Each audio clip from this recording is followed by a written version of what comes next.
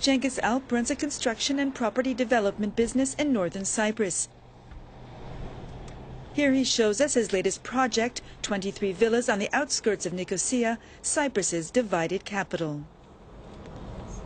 Nobody can imagine this. It was a fully empty area here before 10 years. But now it is all under construction, very fast. All of the homes have been sold mostly to Turkish Cypriot families or mainland Turks.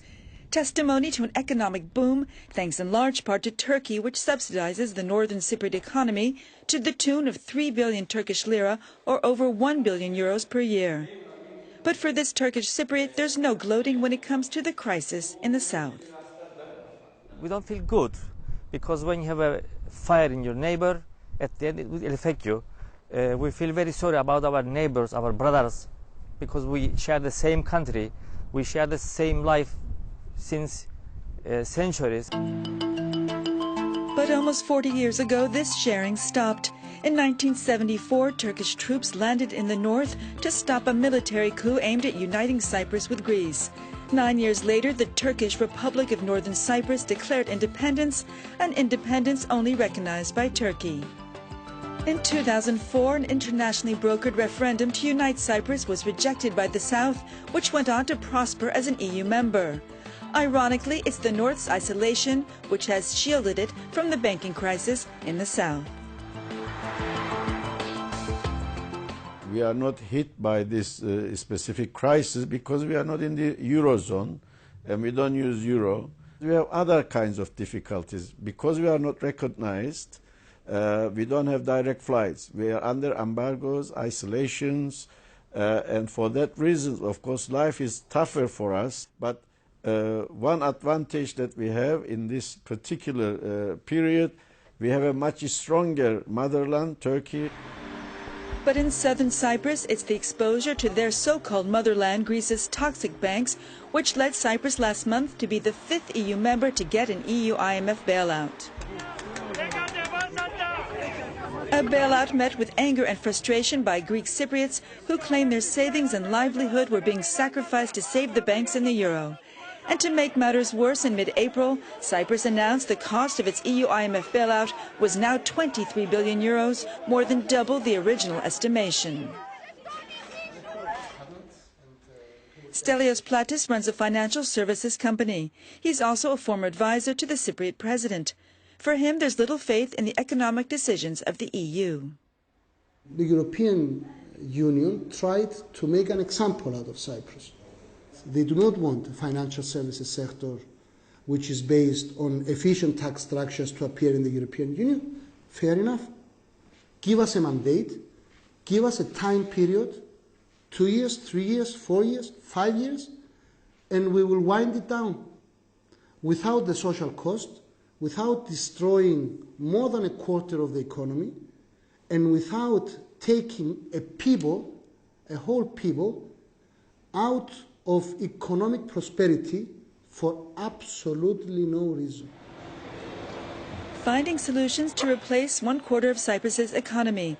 One option which the government has approved is legalizing casinos which only exist in the north. Mikalis Dimiotis manages a hotel chain in Cyprus. He believes casinos could greatly help the tourism sector, Cyprus's main breadwinner after the financial services. It doesn't necessarily have to be just a gambling venue. It can be a place where all the family can spend the day with nice restaurants, with shows, and so many things taking place. Especially for source markets like Israel, the Middle East, and Russia would help a lot. Russia has banned the casinos from all the major cities. So a lot of people would come to Cyprus from Russia, which is just 2.5, 3 hours flight just for this. While casinos will no doubt add revenue, critics argue it won't be enough to get Cyprus back on its economic feet, an economy that even before the banking crisis was hit hard by the property bubble. Adam and Yanni Lomas bought a home here 6 years ago. They finished it themselves after the developer went bankrupt.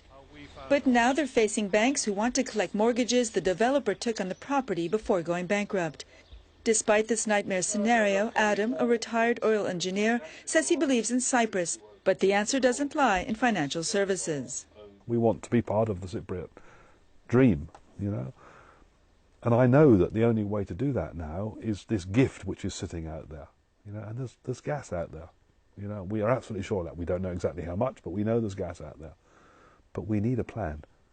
Unless we have a very clear plan, it will not be possible for international investors, which are critical to make this work, unless there's a stable legal framework and a very clear national energy plan.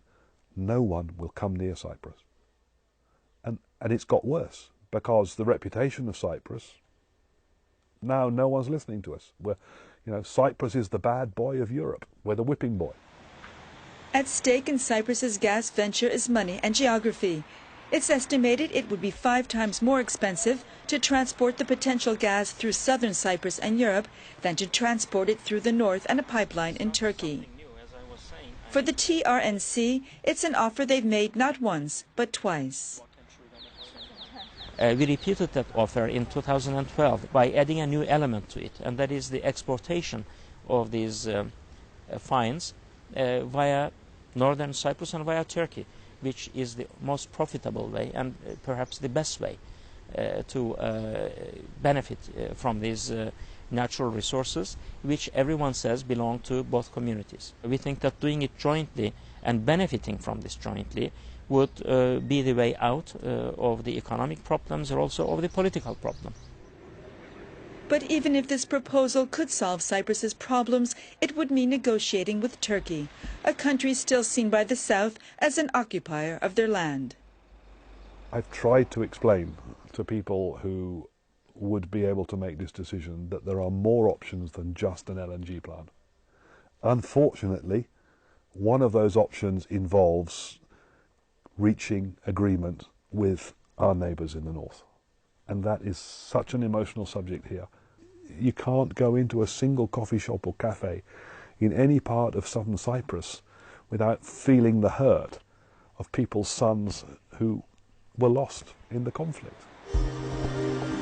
There's little doubt that emotions still run high in a country haunted by conflict which killed thousands and displaced both Turkish and Greek Cypriots.